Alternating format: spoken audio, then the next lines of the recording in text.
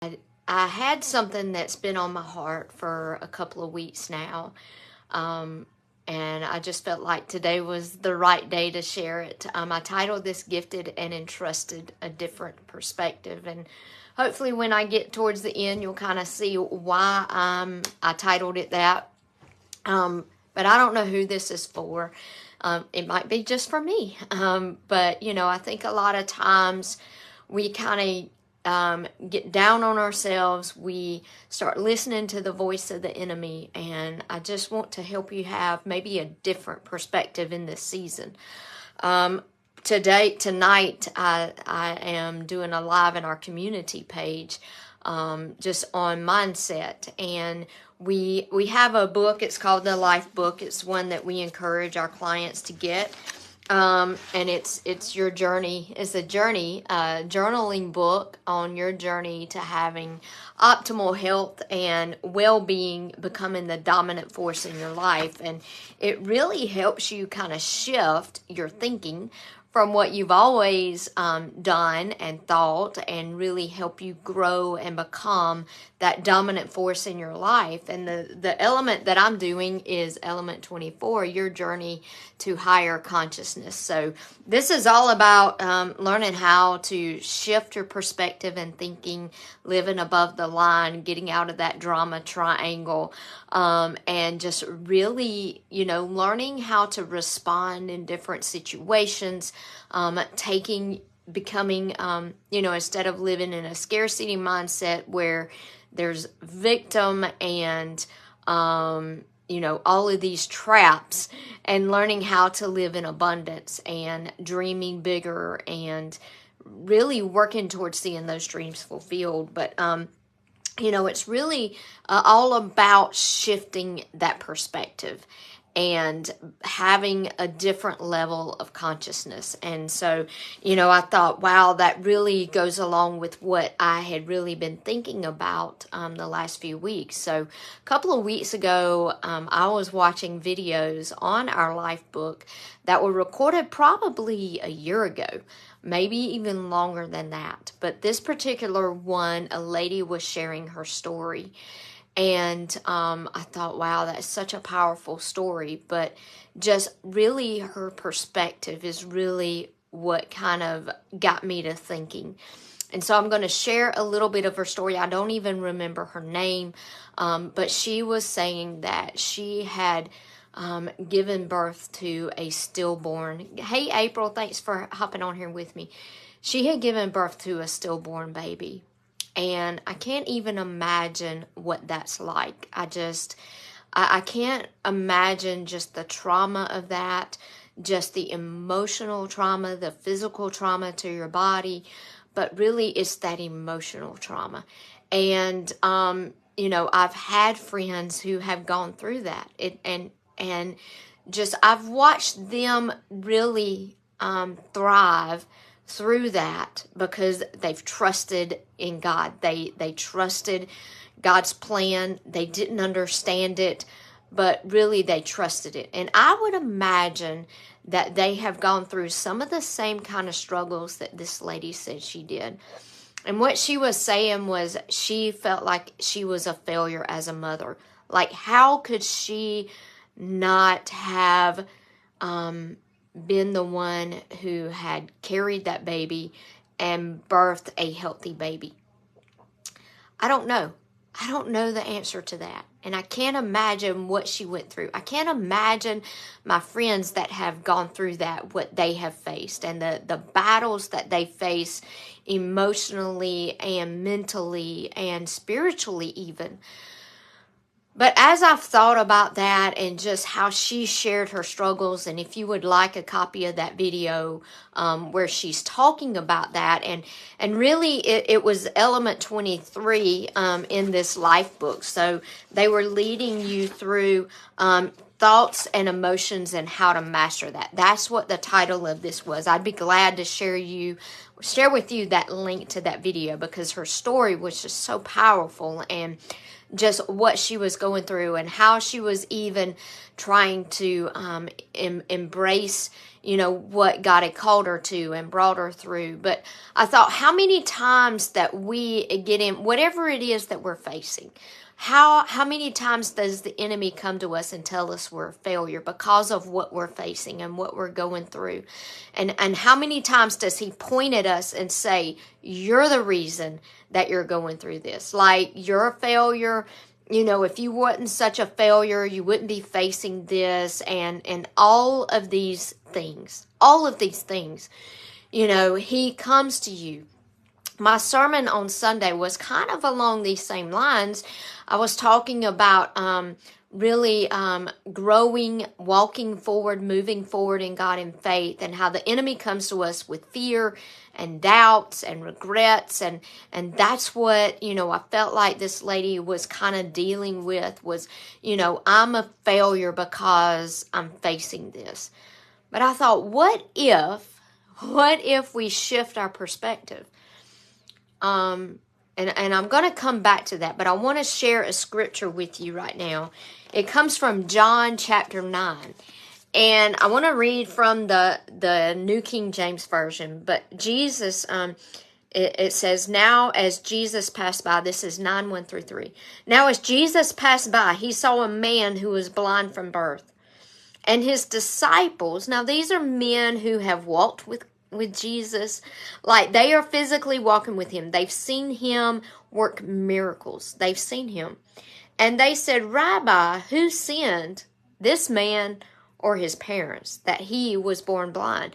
So the disciples are just like a lot of us. Like, we look at things, and granted, there are consequences to sin. Sometimes what we walk through is because of sins that we've committed. There are consequences to sin, but I want you to know that every time we face something, it's not because of a consequence of sin. It's not because of something we've done. It's not because we've failed. But listen to what Jesus said. Jesus answered, neither this man nor his parents sinned, but that the works of God should be revealed in him. So the whole reason this guy was born blind wasn't because of some consequence. It wasn't because his parents failed to do things right. It was because God was going to use this man, this blind man, to reveal his glory. Jesus, later on in here, it says in verse 6, well, let me get verse 4. It says, I must work the works of him who sent me while it is day. The night is coming when no one can work. Verse 5, as long as I am in the world, I am the light of the world. And we're called to be the light of the world. That's in Matthew 5:14. When he had said these things, Jesus, he spat on the ground and made clay with the saliva, and he anointed the eyes of the blind man with the clay. And he said to him, go wash in the pool of Siloam, which is translated sent. He's been sent. So he went and washed, and he came back seeing. The blind man was healed that day. And so I want to ask you something. Have you thought about that before? Like, whatever it is that you're walking through, whatever's happened in your life, the enemy might come to you and say, you're going through that because of something you did. You might be facing that because you have failed. But I want to give you a different perspective today.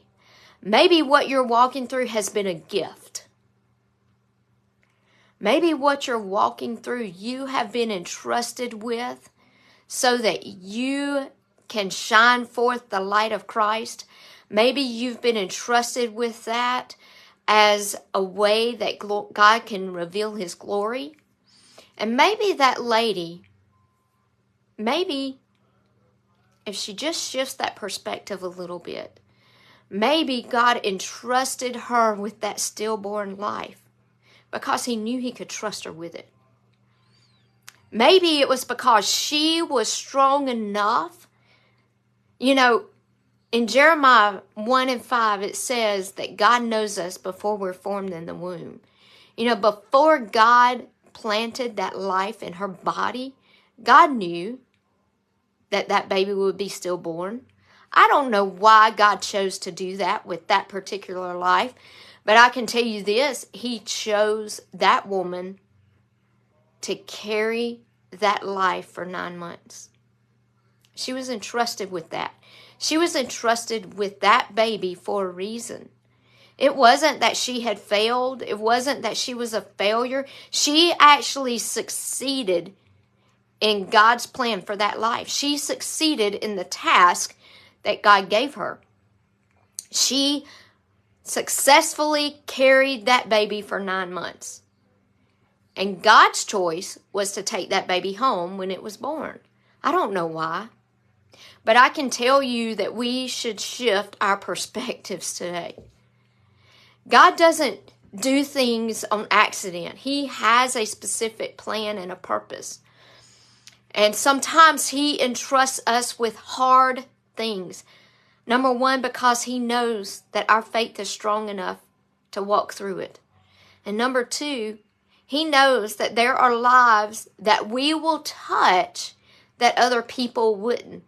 Like the people that are in my circle, I can touch. Other people might not reach them, but I will. And so God entrusts me with hard things sometimes, so that as I walk through them and I'm giving God glory, that it will shine a light in their life. I read something today that said that my faithfulness plants a seed of faith in somebody else's life. And so whatever it is I'm walking through, if I will have the perspective, not that I'm a failure, not that I can't do these things, but what can I do? How can I show up today? How can I see the things that I walk through today in a different light and a different perspective so that I might plant a seed of faith in somebody else's life? What has God entrusted me with that might be hard, that he will use for his glory? God has gifted me with certain levels of faith. I've gone through a lot of hard things, and my faith has been built through those hard things so that I can help others on this journey. Maybe we just need to shift our perspective today. Maybe that hard thing you're walking through is not a result of your failure. Maybe you're succeeding in being a light to somebody through that hard thing. I think sometimes the enemy wants to trap us in that cycle of defeat. Let's give him a black eye today and say, you know what? God has entrusted me with this trial. God has entrusted me because he saw something in me that I could walk through this hard thing. And you know what? We don't walk through it alone. Deuteronomy 31, and I believe it's 26 through 28. It says that God walks with us. God goes before us, and he goes with us through the hard things. I did a Bible study, and I thought about it this morning. It's called Entrusted by Beth Moore, and it's a study of 2 Timothy, and I just want to share the back of this with you. 2 Timothy 1:12, it says, I am not ashamed, because I know the one I have believed in, and am persuaded that he is able to guard what has been entrusted to me until that day. And I'll also say Philippians 1:6, he who began a good work in you is able to complete it until the day of Jesus Christ. So these things that you've been entrusted with, these trials, these giftings, the anointings, whatever it is, you've been entrusted with it, and God will take you through all of these things if you will only just lean on him. Shift that perspective. So, that's why, James, I want to say it's James 1:2 or James 1:5. Sometimes I'm not exactly keen on these scriptures, but it says that I count it all joy when I face these trials of different kinds. And you might say there's nothing joyful in my situation. That's not what it says. It says that the things that I go through, I can have joy in them. It doesn't mean you're going to have joy because of them, because honestly, life is hard.